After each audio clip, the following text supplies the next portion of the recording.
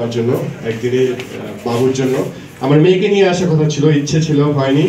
নিশ্চয়ই এই জন্যই আনতে চেয়েছি যে ক্রিকেট ফর এই প্ল্যাটফর্মটা যেমন তিতুমিরের মেয়ে আসছে, আমি বিশ্বাস করি যে আমাদের এই প্রজন্ম থেকে আগামী প্রজন্ম তিতুমিরের মেয়ে একদিন এখানে থাকবে এবং এই প্রজন্ম আমি আরো অন্যভাবে দেখতে চাই।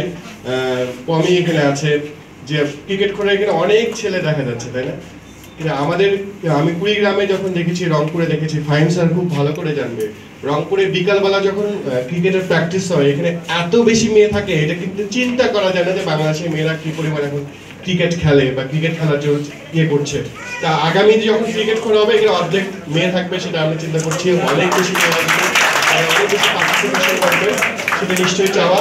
আর যেটা দেব শেষের দিকে বলছিল একটু, যে আমরা সবসময় ক্রিকেটের সাথে থাকতে চাই, আপনারা সমালোচনা করব, আমরা অবশ্যই সমালোচনা করব, কিন্তু ব্যক্তিগতভাবে যেন কেউ আঘাতগ্রস্ত না হয়, কষ্ট না পায়, সেটি আমরা সবসময় চেষ্টা করব।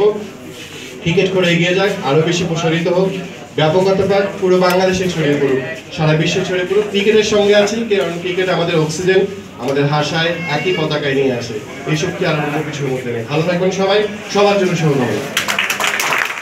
এই মাঝে আমি আমাদের সকল গেস্টকে অনুরোধ জানাবো, আমাদের সিনিয়র যারা আছেন, সিনিয়র সাংবাদিক প্লাস আমাদের প্রধান অতিথিরা, ফাহিম স্যার, রকিবুল স্যার, আমাদের হাবিবুল স্যার, সবাইকে একটু স্টেজে আমন্ত্রণ জানাচ্ছি আমরা একটা গ্রুপ ফটো তোলার জন্য। সাথে আমাদের সাংবাদিক ভাইয়া যারা আছেন সবাই, জীবন ভাইয়া।